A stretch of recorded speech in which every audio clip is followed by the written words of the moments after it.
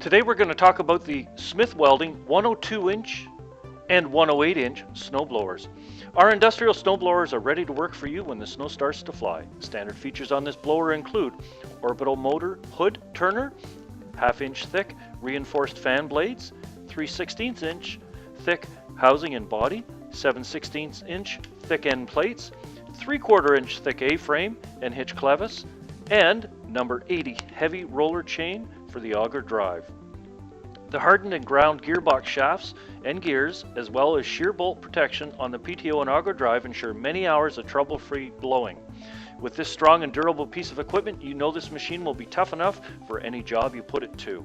Flex hood, truck loading chute, telescopic truck loading chute, 1000 RPM gearbox, rotating fan housing side discharge, oil bath chain case with spring tensioner, hydraulic steering wing edges, hydraulic back drag, 5-blade fan, stainless steel fan housing liner, solid auger flighting.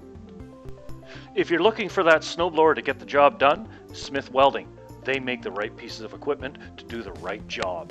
Visit our website at smythwelding.com. Thank you.